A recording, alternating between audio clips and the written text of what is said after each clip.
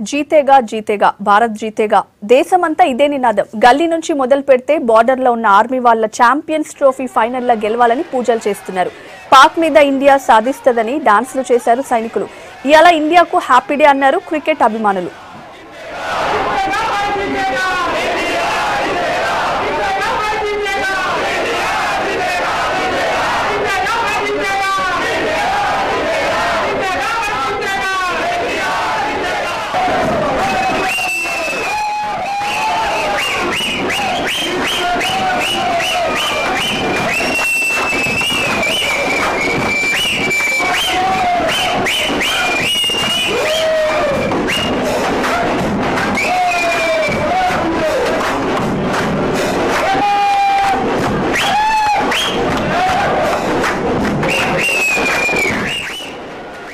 జీతేగా జీతేగా భారత్ జీతేగా దేశమంతా ఇదే నినాదం. గల్లీ నుంచి మొదలు పెడితే బార్డర్ లో ఉన్న ఆర్మీ వాళ్ల వరకు ఛాంపియన్స్ ట్రోఫీ ఫైనల్ లా గెలవాలని పూజలు చేస్తున్నారు.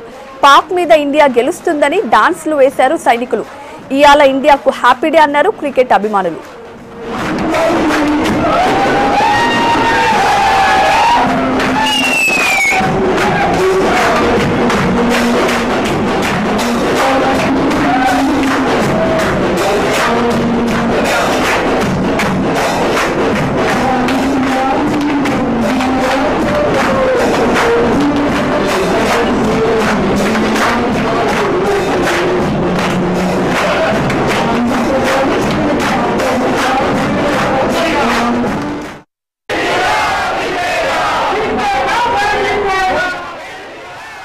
ఛాంపియన్స్ ట్రోఫీ ఫైనల్లో భారత్ గెలుస్తదన్నారు యోగా గురువు బాబా రామ్దేవ్. కోట్లాది మంది భారతీయులకు టీమిండియా సంతోషాన్ని అందిస్తదన్నారు. ఇట్లనే కాశ్మీర్ ఇష్యూలో కూడా భారత్ వాదనే గెలుస్తదన్నారు బాబా రామ్దేవ్.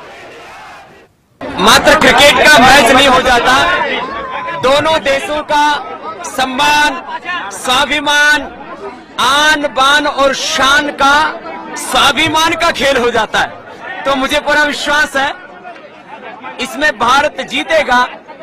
और भारत जीतेगा ही नहीं, भारत की इसमें महाविजय होगी और हिंदुस्तान के करोड़ों लोगों के दिल को शांति मिलेगी.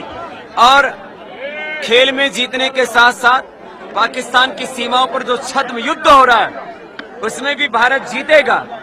जो पाक अधिकृत कश्मीर है उसका भी जल्दी भारत में विजय होगा और आतंकवाद का खात्मा होगा और मानवतावाद और अध्यात्मवाद, राष्ट्रवाद भी जीतेगा. तो ये जीत का सिलसिला आज शुरू होगा क्रिकेट के मैदान से.